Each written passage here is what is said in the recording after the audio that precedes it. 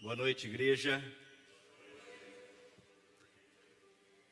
Você é grato a Deus? Nós acabamos de cantar, antes dessa última canção, uma linda canção. No caso, nós cantamos as razões pelas quais damos graças a Deus. Nós falamos que damos graças a Deus por tudo que Ele é, por tudo que Ele tem feito, pela sua presença e direção, por nossas vidas transformadas por sua graça e poder, porque Ele é muito além do que nós possamos entender. Nós dissemos ainda que graças damos a Deus por tudo que Ele nos faz viver, pela família, por toda a cura, pela conquista das promessas que nos deu, pelo grande amor que Ele tem para nós. O Salmo 116, um salmo de ação de graças, no verso 12, o salmista lança uma pergunta. Ele diz assim: que darei ao Senhor por todos os seus benefícios para comigo? Que darei ao Senhor por todos os benefícios seus para comigo? Eu me lembro que era muito comum, na noite da bênção, noite conduzida pela querida irmã Chiquinha, durante a ministração do louvor, os presentes serem instados a manifestar de uma forma audível razões de gratidão, ao que um falava assim, pela família, o outro falava lá assim, pela minha saúde, pelo emprego, ou seja, razões de gratidão tal qual acabamos de cantar. Agora, quase que automaticamente nos vem à mente qual a medida dessa gratidão. Nós criamos dentro de nós um conceito de mensuração da bênção alcançada, para que possamos ser gratos até estabelecer a medida da nossa gratidão. E infelizmente, quase sempre, conjugamos tudo que Deus faz com os nossos méritos. É muito comum acontecer isso. Amados, vocês já sabem que nós não somos condenados pelos pecados que cometemos, mas sim pelo perdão que rejeitamos. De modo que todos que forem lançados no inferno é porque merecem estar lá. Mas todos que forem levados ao céu, definitivamente não merecem estar lá. Pensando sobre isso, sobre o perdão, sobre gratidão e sobre a expressão de amor que desejamos manifestar ao Senhor, o Espírito me levou a um texto que só existe lá no livro de Lucas. Lucas capítulo 7, nós leremos a partir do verso 36. Convidado por um dos fariseus para jantar, Jesus foi à casa dele e reclinou-se à mesa. Ao saber que Jesus estava comendo na casa do fariseu, certa mulher daquela cidade, uma pecadora, trouxe um frasco de alabastro com perfume e se colocou atrás de Jesus a seus pés. Chorando, começou a molhar-lhe os pés com as suas lágrimas. Depois os enxugou com os seus cabelos, beijou-os e ungiu com um perfume. Ao ver isso, o fariseu que havia convidado disse a si mesmo: se este homem fosse profeta, saberia quem nele está tocando e que tipo de mulher ela é, uma pecadora. Respondeu-lhe Jesus: Simão, tenho algo a lhe dizer. Dize, mestre, disse ele. 2 homens deviam a certo credor, um lhe devia 500 denários e o outro 50. Nenhum dos dois tinha com que lhe pagar, por isso perdoou a dívida a ambos.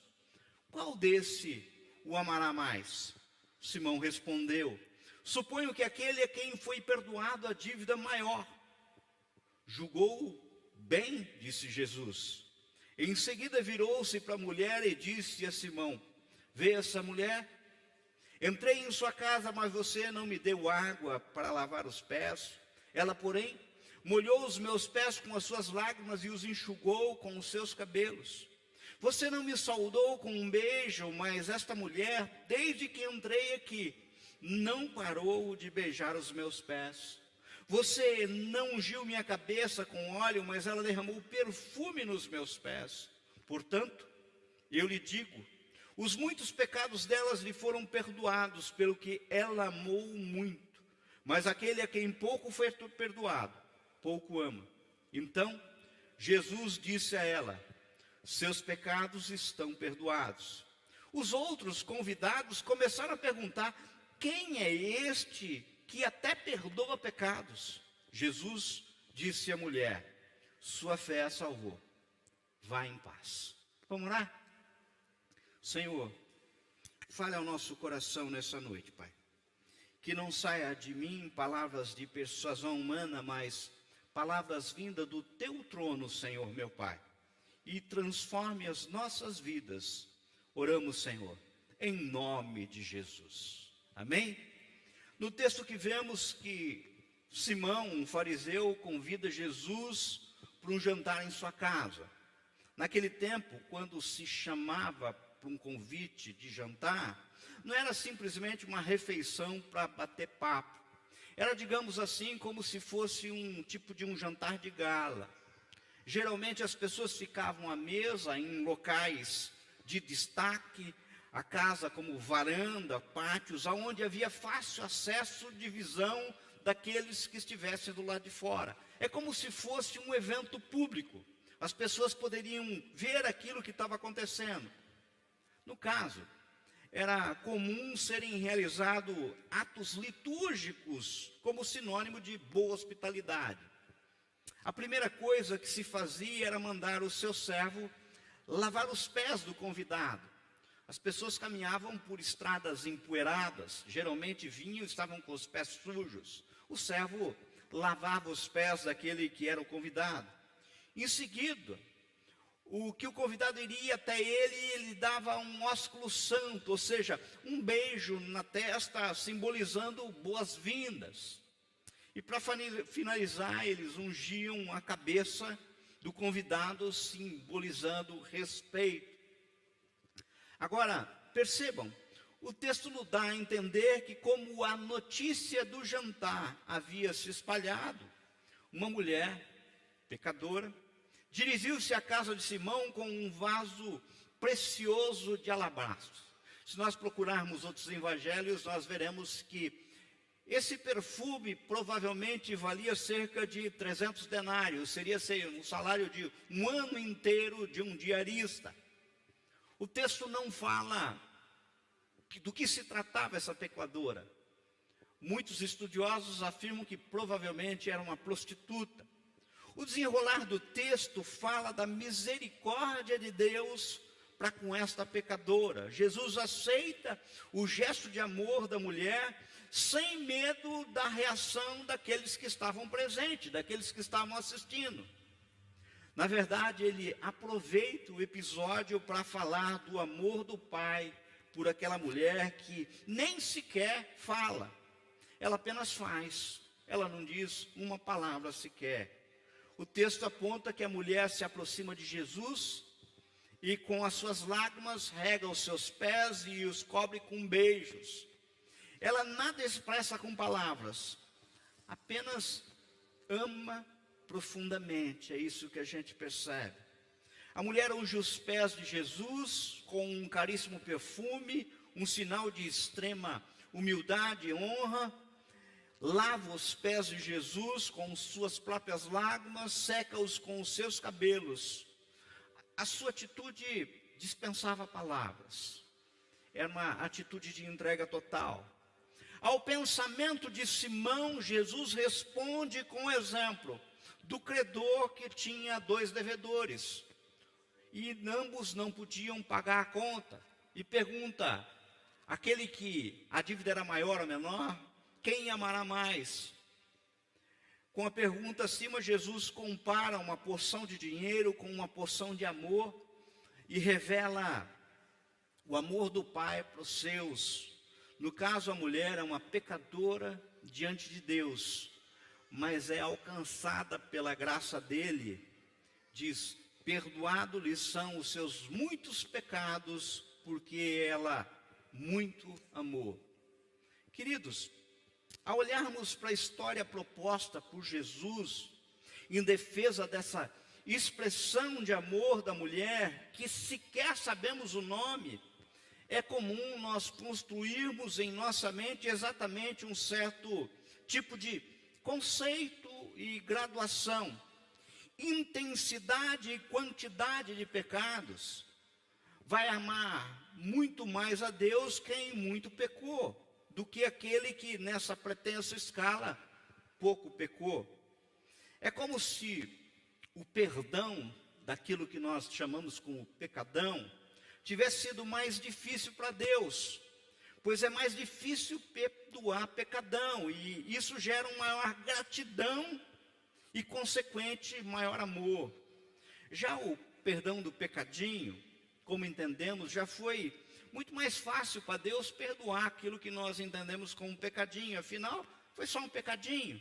Consequentemente, não deve gerar uma gratidão tão grande assim, afinal, foi pequeno, foi muito pouco. Talvez seja por isso que agradecemos aquilo que entendemos ter causado uma grande dívida de gratidão, chegando a expressar essa gratidão por verbalização, atitude como fizemos aqui até agora, nesse momento. Mas muitas vezes passamos batido por aquilo que achamos que foi muito barato, não custou tanto assim para Deus. Aliás, nem temos certeza se foi Deus mesmo agindo. Já falei aqui, eu nunca vi ninguém marcar uma ação de graças pela cura de um resfriado. Eu nunca vi um culto de ação de graças, principalmente quando não temos conceito de que alcançamos alguma vitória. Nós damos graças e por aquilo que conceituamos como vitória. Damos graça pelo grande livramento, nós damos graça pelos grandes milagres. Tem algo de errado nisso? Não, absolutamente não.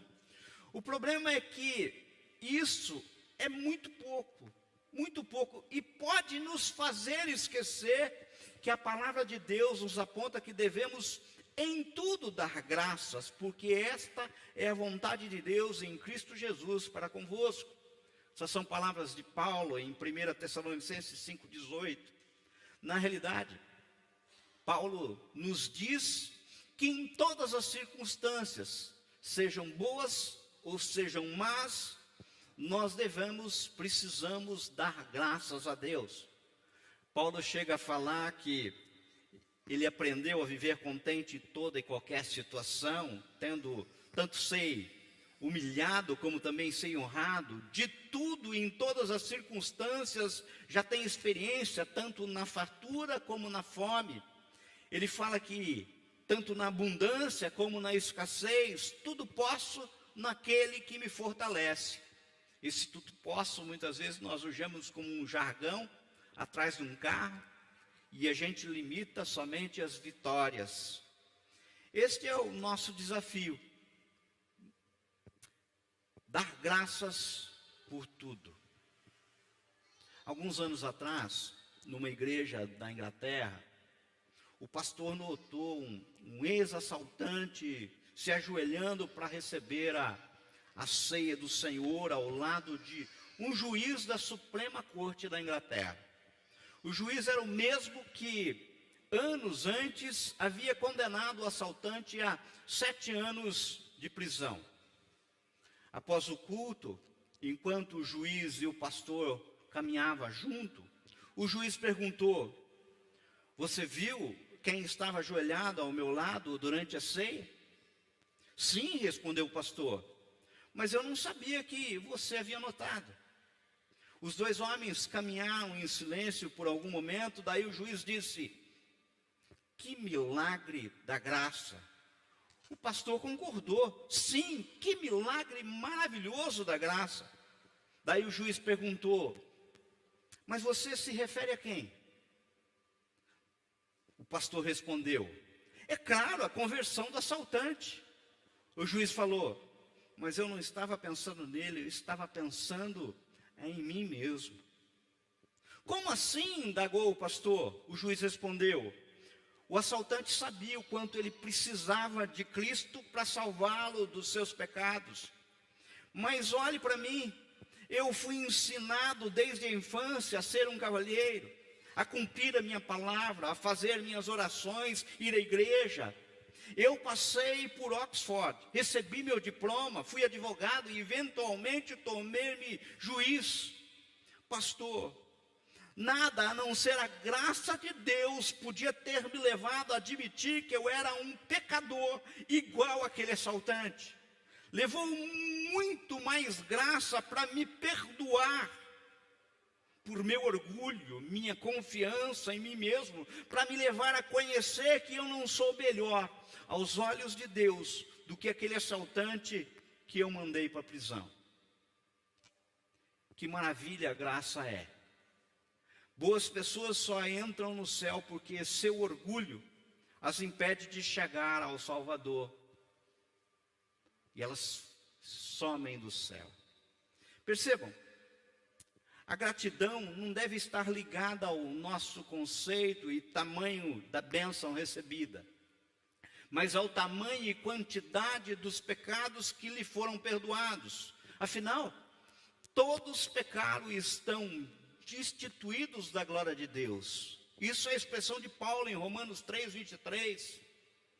Amados, quantas e quantas vezes, ao nos referirmos a uma pessoa que conceituamos como uma pessoa muito boa, nós pensamos assim: pô, mas que sujeito bom, só falta Jesus. Que sujeito bom, só faltava ser crente.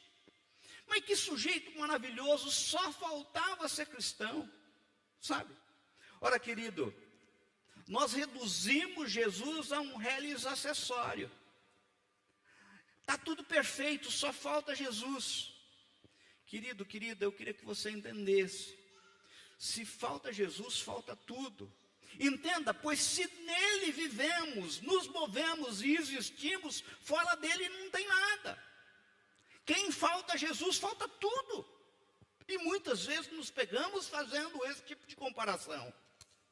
Nessa noite, se nós nos lembrarmos corretamente o que Cristo fez por cada um, da reconciliação que nos trouxe, não nos restaria outra alternativa senão fazer como esta mulher retratada em Lucas 7, nos prostrarmos diante do Senhor e o adorarmos da forma mais extravagante possível. Sabe, nós precisamos reconhecer a nossa dívida. O tamanho da nossa dívida com Deus, ele é imensurável, porque custou sangue de cruz do Filho unigênito do Deus Todo-Poderoso. Sabe, quanto maior o reconhecimento da dívida, maior é o perdão que recebemos e, consequentemente, maior a gratidão e o amor. Mas a graduação não é segundo os padrões humanos, porque nós não somos muito bons nisso. Nosso eu entra no meio da história. Veja, se entendemos que a dívida é pequena, entendemos que o perdão é pequeno e não somos tão gratos assim. Mas se entendemos que a dívida é enorme, entendemos que o perdão é enorme e somos tremendamente gratos. Agora, preste atenção. Ou você reconhece a dívida e que ela é impagável e aceita o perdão, sendo grato para todo sempre, ou vai para o inferno. Não tem outra solução, não tem meio termo, não tem meio caminho. E agora eu chego num pontinho muito importante, que eu queria que vocês prestassem atenção. Não sei se aconteceu com vocês, de vocês estarem num carro, parar numa praça de pedágio, e de repente a moça da praça do pedágio fala assim: não, olha, você não me deve nada, o carro da frente pagou o teu pedágio. Dá um sentimento de gratidão, quase como um desejo de retribuir aquilo. esse é um conceito que vem. E quanto que vale um pedágio? R$10, R$20, R$30. Se nós caminharmos um pouco mais desse raciocínio, imagine você entrar numa concessionária para comprar o teu primeiro carro zero. Escolher o carro, na hora de fazer o acerto, pagamento, recebe a notícia, você não precisa pagar. Pagaram para você. Fico imaginando qual que é o sentimento que você tem, esse sentimento de gratidão. Eu lembro que eu já cheguei a falar aqui, eu fiquei até assustado com os números. Eu vi que tinha sido, acho que foi o ano passado, o ano retrasado, a Anvisa publicou um registro de um medicamento, eu até marquei ele aqui, Zolgensma, usado para tratar a criança com atrofia muscular espinhal, a AME. O tratamento é aplicável numa dose única e é considerado o mais caro do mundo. Custa 2,12 milhões de dólares. Chega a ser 11,5 milhões de reais. Imagina uma mãe carente, né, Walter? Tá? E de repente, com seu filho, sua filha nessa situação, recebe a notícia, alguém pagou o tratamento para você. Veja, todas essas circunstâncias geram em você um sentimento de gratidão. E que com certeza é maior quanto maior a atribuição de valor que damos. E que pode gerar um desejo de corresponder. Gera um desejo de compensar, um desejo de retribuir. Algo que, como apontei, muitos chamam de dívida de gratidão. Agora, Paulo nos aponta em Colossenses capítulo 2, verso 14, diz assim, que a nossa dívida foi cancelada, resgatada e encravada na cruz. Ou seja, o que ele está dizendo é que tínhamos uma dívida, que Jesus pagou a nossa dívida. Ele pegou o título, a nota da dívida e pregou na cruz. Ora, todos nós sabemos aquilo que nós já cansamos de saber de cor, João 3,16, porque Deus amou o mundo de tal maneira que deu o seu Filho unigênito para que todo aquele que nele crê não pereça, mas tenha vida eterna. Mas então qual é o problema? O problema é que por vezes insistimos em querer pagar a dívida de gratidão, como se gratidão pudesse ter preço. Acreditando que podemos ficar quites por nosso próprio empenho, e daí muitos fazem o seguinte, tentam pagar a dívida, que é enorme, e como o valor é impagável, é o preço da vida de Cristo, para conseguir aplacar a sua consciência, eles simplesmente barateiam a dívida e transformam ela em retribuição. É retribuição da promessa, retribuição do sacrifício, da barganha, ou seja, simplesmente acresce a salvação oferecida por Jesus um acessório do próprio esforço. Então, para eu me salvar, não basta a cruz de Cristo, é ela e mais tudo aquilo que eu posso fazer para me sentir merecedor. Isso é um absurdo. Isso é um absurdo. Mas muitos acreditam assim. Por outro lado, quando essas pessoas percebem que isso não adianta, então como eles se sentem devedores, simplesmente fogem daquele que entendem credor, fogem de Jesus, se escondem de Deus, achando que a todo momento esse credor vai cobrar a dívida. Note que essas pessoas até usam um certo princípio bíblico, mas adulteram o seu sentido.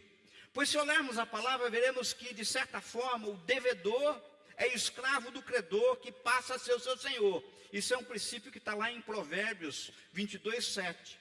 E daí eles esquecem que a maior de toda a diferença é que esse Senhor, que resgatou a nossa dívida, Ele é Senhor, sim. Ele é um justo juiz. Ele é todo poderoso, mas Ele é Pai. E não pagou a dívida para se subjugar do seu crédito e escravizar, mas para libertar e lhe atribuir a condição de filho de Deus. Isso faz toda a diferença. Olha o que Paulo nos aponta em Romanos 8,15. Porque não recebestes o espírito de escravidão, para outra vez estardes em temor, mas recebeste o espírito de adoção de filhos, pelo qual clamamos, Abba, Pai. Nós somos devedores, sim, mas não somos escravos, nós somos filhos. Vejam, amados, um filho ao receber os benefícios advindos do Pai, é natural que tenha gratidão, mas não nutrem sentimento de dívida. Imagine uma criança que acabou de ganhar do pai uma bola de sorvete. Eu gosto desse exemplo porque eu amo sorvete. Corre e pula nos braços do pai, se deliciando com aquele sorvete. Ele não sente-se devedor do pai. Ele simplesmente aceita aquele sorvete, aquele colo do pai, porque aquele que propiciou tudo isso é seu pai. Ele demonstra gratidão com um abraço sem sentido de pagamento. Filho não paga, simplesmente honra, simplesmente ama, porque não tem como pagar, não dá. Na parábola do filho pródigo, antes mesmo do filho caçulo começar a se justificar, o pai já lhe abraça, manda colocar a melhor roupa, anel no dedo, sandálias nos pés e ainda marca uma festa. O nosso pai é assim. Vocês se lembram da cena? O filho mais velho está do lado de fora, emburrado, fazendo biquinho, não querendo entrar. Quando o pai sai para fora e tenta conversar, ajeitar para que o marmanjo entre para a festa do irmão, ele diz, puxa, eu sempre estive aqui com o Senhor, sempre te servi e nunca me deste nem um cabrito para alegar-me com os meus amigos. Daí o pai para e diz mais ou menos em outras palavras assim, cara, você não é servo, você é filho, e como filho tudo é seu. Em outras palavras, você está achando que o tamanho do meu amor e o quanto você pode desfrutar de tudo é medido pelo tamanho da retribuição. Não é isso, não é uma questão de merecimento, é uma questão de graça. Nada que você fizer ou deixar de fazer vai aumentar ou diminuir o amor que eu tenho por você. Você é meu filho. É lógico que você pode demonstrar gratidão, você pode me agradar, mas por causa do meu amor e não por causa do teu amor. Vocês estão entendendo que é diferente? Isso é toda a diferença. Agora, grave isso.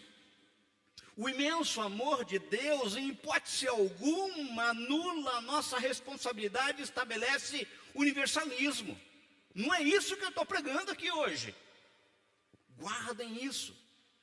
No caso, eu já falei aqui, que existe muita gente confundindo as coisas e querendo gratificar Deus ao invés de ser grato. E que isso é coisa própria de relacionamento com Deus falso. Existem deuses aí que para eu me relacionar com ele, eu gratifico. Eu dou a paga, sabe? Eu dou oferenda. Eu faço sacrifício. Eu pago a promessa. Ou seja, essa relação com quem quer escravizar. Mas em relação a Jesus, em relação ao nosso único Deus, não é assim. Mas o que eu tenho que fazer então? Nada. Tudo já foi feito. E isso nos incomoda. Porque Ele já fez tudo. Pois vocês não são salvos pela graça, mas por meio da fé. E isso não vem de vocês, é dom de Deus, não por obras, mas para que ninguém se glorie. A salvação que Jesus Cristo oferece é de graça. E é pela graça. Agora, por outro lado, também temos visto o risco, e visto muita gente correndo um risco muito grande com a chamada turma do hashtag gratidão. Ou seja, a expressão gratidão que é tão linda, tem sido utilizada muitas vezes para simplesmente fugir do obrigado e responsabilidade. Isso sob o argumento de que ninguém quer se sentir algemado a uma obrigação. Veja, é um tal de agradecer por conquistas, amizade, famílias, viagens, sabe? Paisagem, comidas, que a palavra gratidão corre o risco de efetivamente perder o sentido quando se trata em relação à cruz e tornar-se simplesmente um hashtag, sabe? Há quem agora escreve hashtag gratidão eterna, hashtag gratidão todo dia, e por aí vai. E não tem na vida a profundidade que a gratidão em relação ao amor de Deus merece, ao ponto de provocar verdadeira transformação que a efetiva gratidão deve provocar. A gratidão a Deus tem que provocar transformação, não é hashtag, sabe? Neymar, num iate de luxo, é hashtag gratidão. Anitta, é hashtag gratidão. Isso é muito sério, e eu já vou concluir. Observem que o mesmo salmista que escreve o verso 12, no Salmo 116, que darei ao Senhor por todos os seus benefícios para comigo, no verso seguinte, 13 e 14, ele diz assim: tomarei o cálice da salvação e invocarei o nome do Senhor. Cumprirei os meus votos ao Senhor, na presença de todo o seu povo. Então, como agradecer? No caso, o salmista sugere 3 coisas para agradecer a Deus. Primeira, receber a Jesus como Senhor. Tomarei o cálice da salvação. Queridos, entendam, como Jesus entregou a sua vida totalmente por nós, também devemos entregar a Ele. Jesus tomou o cálice de dor em nosso lugar. É isso que nós vemos em Marcos 10:38, para nos dar o cálice da bênção, que está em 1 Coríntios 10:16. Jesus é o presente de Deus para nós, e nós não podemos ser ingrato e rejeitá-lo. Segundo é viver em oração. Olha a primeira parte do verso 3: e invocarei o nome do Senhor. Quando invocamos o nome do Senhor, somos salvos. Isso não é invenção minha. A palavra do Senhor no Velho Testamento, Joel 2:32, diz exatamente isso. Atos 2:21 também fala do mesmo jeito. Invoquem o nome do Senhor. Em terceiro lugar, nós devemos ser obedientes, sabe? Cumprirei os meus votos ao Senhor na presença de todo o seu povo. Devemos obediência à vontade de Deus, que é sempre boa, agradável e perfeita. Queridos, quem ama a Jesus guarda sua palavra. João 21:23, e dá testemunho. Existem muitas formas de agradecer ao Senhor: recebendo a sua presença, falando com Ele, principalmente fazendo a sua vontade, aprendendo a ser grato. Numa manhã em julho de 2000, eu estava no trabalho e recebi um telefonema. Aquele telefonema dava conta que meu pai tinha caído na rua. Foi socorrido pelo corpo de bombeiro, levado ao hospital, e que era para mim vir para Assis. Eu passei minhas audiências para outros. Cheguei em Assis, ele estava no pronto-socorro do hospital regional. Avistei meu pai numa maca, Ele sentado me fez um sinal de positivo, aquilo deu um alívio no coração. Mas em seguida as portas fecharam, foi um corre-corre danado e meu pai teve uma parada respiratória. Demoraram para reanimá-lo, coisas da vida. E ele entrou em coma profundo. Os médicos falaram assim, olha, é muito grave, não tem jeito. Ele precisa de um UTI. E nós não temos vaga disponível aqui no regional. Corre danado, eu achei vaga num UTI, num hospital particular. Hospital particular, eu fui lá e na época eu dei um cheque voador, sabe? Naquela época precisava de caução. Eu caucionei com dinheiro que eu não tinha, só um cheque. Meu pai foi transportado para lá e lá ficou. E a gente ia todo dia ver os relatórios dos médicos da UTI e dizia assim, olha, o caso dele é gravíssimo. Estou para dizer para você que é irreversível. Ele ficou 5 dias nesse hospital particular e daí nós conseguimos uma vaga no hospital público. Mesmo porque eu não tinha condição de pagar aquela conta. Embora a palavra do Senhor diz a quem honra, honra. Uma mulher de Deus naquela época, Dona Gessi Baldani, falou assim, Dionísio, o que você precisar, pode ficar cegado que eu cubro. Não precisei. Levamos para um hospital, outro hospital, ele estava internado na UTI e ali a gente visitava todos os dias. E todos os dias ouvimos o mesmo relatório. Não tem jeito, é o aparelho que respira por ele. A gente via e conversava, mãe, irmã, esposa, e visitava.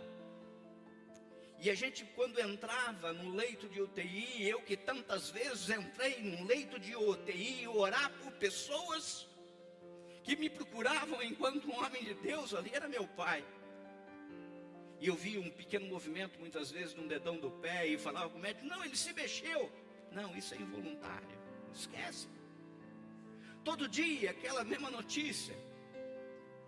E foi 5 dias, foi 10 dias, foi 15 dias, no 15º dia, nós combinamos, eu, minha mãe, a família toda, falou assim, nós não vamos falar com o médico mais.